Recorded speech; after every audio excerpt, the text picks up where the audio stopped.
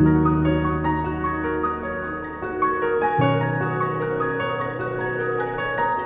vividly remember as a teenager, whilst on a family holiday in Lake Garda, gazing up from the hotel balcony to the mountain ranges on the horizon, just really wanting to be up there exploring the peaks.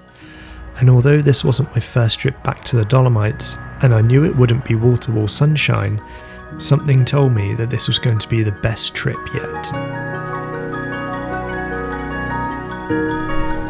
Now I know the weather's not going to stay around for long, but I'm still super stoked to be here on day 2 of my Italy trip, and I can't wait to get going.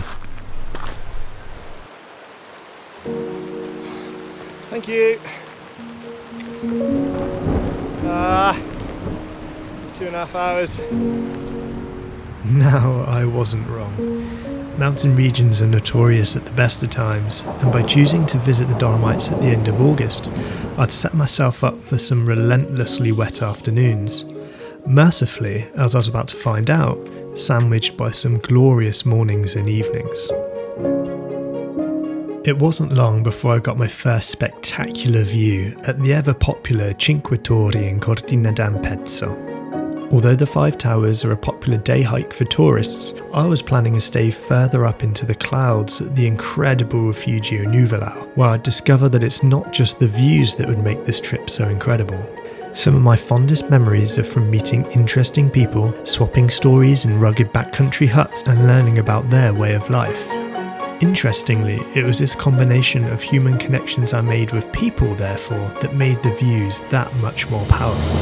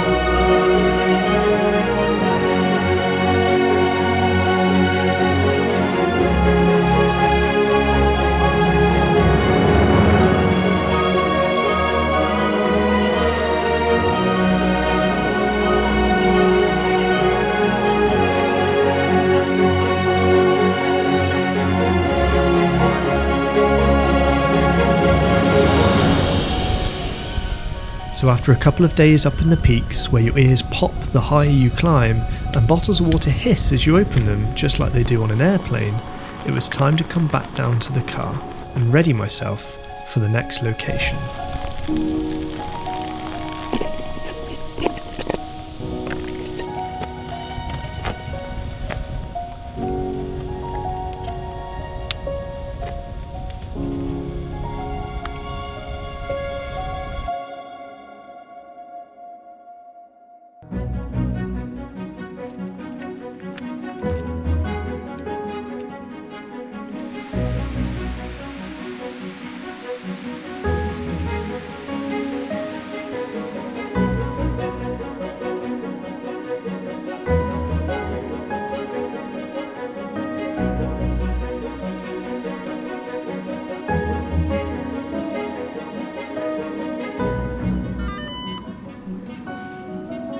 They say travel broadens the mind, but honestly, it had completely scrambled mine by the end of day 3. Camping with so little sleep, wanting to shoot sunrises, sunsets and astrophotography, then hiking throughout the day with a really heavy pack had utterly wiped me out. I was left operating on pure adrenaline and caffeine by this point. Satisfaction, therefore, is also a matter of sacrifice. I lost an entire night and day sheltering in the hire car from a biblical storm, but committing to my relentless schedule to fit everything into the 6 remaining days made me realise that if one accepts the reality of making sacrifices, the good times really are there for the taking.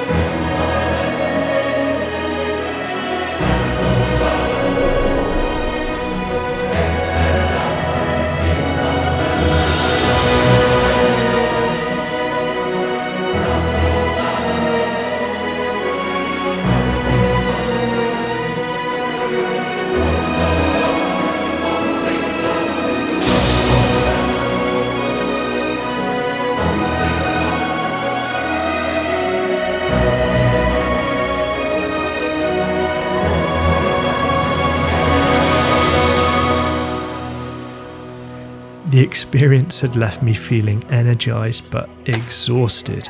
I spent the last of my euros on a bed in an actual private room in a gorgeous refugio in Seceda, and made full use of their bar and running water before my flight home.